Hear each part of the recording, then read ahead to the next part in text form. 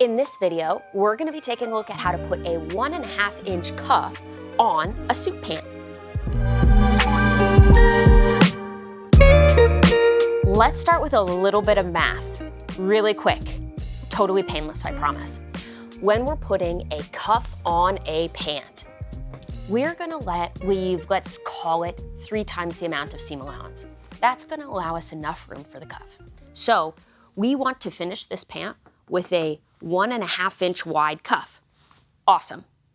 What we need to do is have enough room for the cuff to fold up on itself and still have seam allowance on the inside. So this is going to fold into there and this will be on the inside. This will make more sense. What you need to remember is this: the width amount times 3. That's what you need. For us, in this case, with 1.5 inches as the finished cuff, we're going to leave ourselves 4.5 inches of hem allowance. Okay, let's jump over to the pant now. We're back over at the pant here, and first we need to mark out our first line, which is the finished inseam, and that's going to be 33 inches. So let's mark down to here, and that's where our first chalk line is, okay? Now, we've used our straight ruler to measure 1.5 inches cuff, 1.5 inches inside of cuff, and 1.5 inches, which is our seam allowance. You'll notice I am about 1/4 inch short. These measurements are not exact. I use equal amounts in each of the third parts because it's easy to remember. But technically, this amount of seam allowance, this is going to be fine. We'll be able to use that. So don't worry too much, don't get caught up too much. The more important part are the first 2/3, the 1.5 inches for the actual cuff. The last part, the seam allowance, you can fudge it a little, and we're going to. One of the easiest ways to fudge this, let's say make it more professional, is to use a hemband. This twill material is used to make not only the edge look prettier, but it will also allow home sewers to not serge. So typically, to keep this edge from unraveling, it's pinked now, which is those little tiny triangular cuts. But I don't think that holds up against the test of time. I like to serge that edge. But in this case, I think that we should give ourselves a little bit of extra room and straight stitch that hemband directly on. I'm going to cut double the width of this opening right here, and we're going to go attach this as our first step. So let's jump over to the machine next. We're about to attach this hemband, and we're on the right side, as in the correct side of the pant. So the pant is still turned correct side out, and I'm going to start pinning this hemband on a seam. I like when the seams overlap in general, so I just like starting on a seam. It's a totally aesthetic thing. So I'm also leaving about 1/2 inch overlap. And again, that's just so that we can cheat that extra 1/4 inch on the seam allowance. So I'm pinning it in place, looking at the front and back. Perfect. If you are comfortable just winging it, you do not need to pin this in place. You can just go for it on the machine. But since I'm trying to line it up a specific way, I'm going to do that. Okay, little cheater thing that I like to do right here. Even though this is cotton twill, which means it won't burn very well, I still like to put a little bit of a singe on it because it just sort of burns that in place, keeps it from unraveling. You could also fold it under, but I don't love the bulk. I like to just burn it instead. All right, we've made it back to the beginning. Here we go. Awesome. Now, let's jump over to the machine. So we're just going to run that straight along, stitching along the edge there. And this can be a long basting stitch. I'm looking underneath to just make sure I have that lined up the way I want. Again, this isn't a super critical detail. This is just something that cleans it up, makes it look good, finishes the edge. So, and then when we get to back to our overlap, I'm going to turn it and run it straight up. And that's just keeping that edge down. All right, now we are ready to start folding it into the actual cuff. Just a friendly reminder, we've got the hemband on, but you can always just serge that edge instead. The point is to cover the raw edge. Either option is great, just depends on the machines that you have on hand. Now, we are ready to turn the pant inside out. So I'm going to pull this leg wrong side out, and we're going to turn up 2 of our 3/3, okay? So what is that? 1.5-inch cuff, that means 3 inches. That's going to give us our hem allowance and our cuff fold. This will make more sense. Stick with me.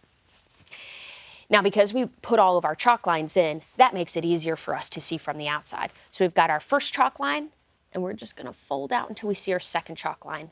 Awesome, awesome. So you see that right there? Perfect. And now I'm just going to pin that in place. There we go.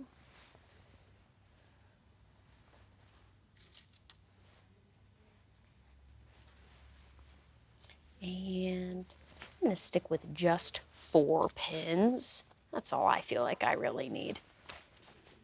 Now, I'm going to give this edge a quick press just to keep it crisp.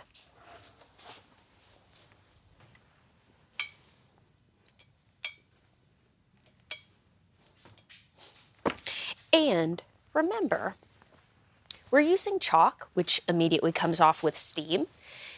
At this point, it's okay if you lose those chalk lines, because remember, that's why we did equal parts, 1/3, 1/3, 1/3. We know that it's 1.5 inches, and that we're going to fold up the final 1.5 inches for the cuff. We know what that measurement is. As long as you know what your inseam and your final cuff width are, you are good. It is okay if you lose those chalk marks, so don't get nervous. Okay, we are ready to sew again. Peanut Gallery sidebar, if you don't have a sidewinder, you're missing out. This little baby is for winding a bobbin, not on your machine. If you have any familiarity with winding bobbins, you know that stopping in the middle of what you're doing, unthreading to wind a bobbin, and then threading back up is roughly the most annoying thing in the entire universe. And instead, we got this little sidewinder that is just going to wind it for us. Look at it go. I love it. It's so satisfying. We're ready to sew this up. This would be a scenario in which if you have a blind hemming machine, you can just blind hem this. But this is a really specific, unique machine. This straight stitching, way more user-friendly. So come on back over here. So we're going to be sewing along the top edge of our hemband. What's great about this is we're going to be hiding that straight stitch with the cuff when we fold it up later. So you'll see, it's like magic. And it's nice and strong. So again, we're starting at the seam, really just for aesthetic and continuity. And we're sewing along that top edge. Now I've changed out the thread color so that it better matches the color of my pant, just in case it is a little bit visible from the other side. All right.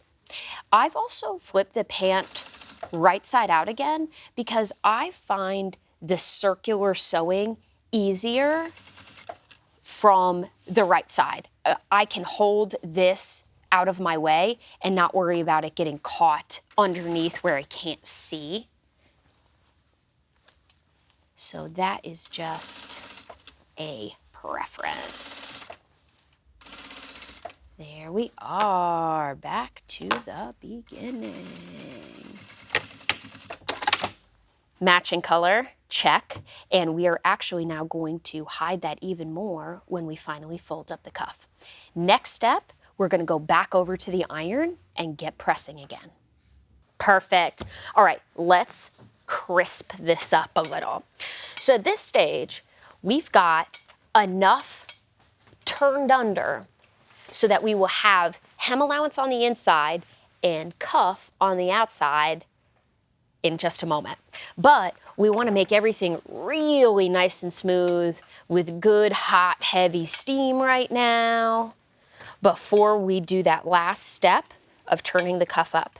Yes, that's right, ladies and gentlemen, we are very close to being done. So I am just getting that really flat, because the flatter it is now, the flatter it will be when we cuff it up.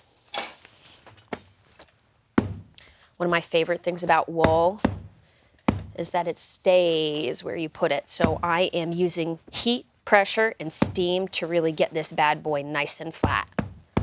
There we go. All right, let's grab our ruler so that we can measure our exact 1.5 inch cuff, and we're gonna pin that up. 1.5 inches. Right there is our line. So we're gonna smooth the fabric down, and then we're gonna measure it. There we are, that's it. And I'm gonna put one pin straight through the seam there. And then we're gonna flip it over and do that on the other side. And I am following the crease of the pant when I'm doing this. So let me hold this up for you. The crease goes straight down the front. That's why we can see both our inseam and our outseam. So we're following the crease. We're sticking with the crease that is already there when we're doing this. Great. And this is a thicker wool, so I know I'm gonna have to give it a lot of love, a lot of steam, but that's okay.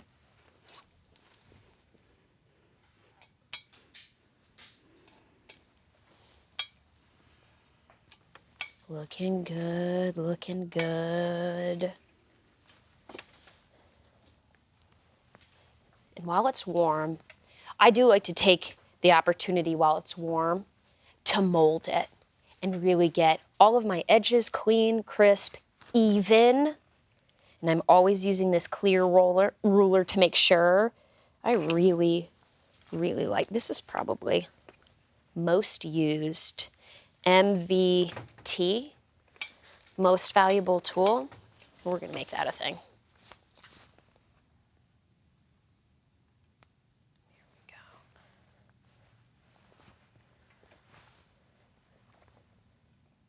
Okay, we're ready to tack. For the final step, all we're going to do is tack up the cuff on the inseam and outseam. So we're gonna do something called stitch in the ditch. So the ditch is the seam right there. You see how I can pull it apart? I am going to line this seam, which is the continuation of the inseam or outseam, up with the upper seam. And we're gonna stitch right through there, back and forth, just to hold in place, only on the inseam and outseam. So let's get really close here. Get a really good line up, boop, boop, and do one of these. And hopefully it will be almost impossible for you to see that. And that's what's actually gonna hold it up, other than some really good heavy pressing. So let's pop to the other side.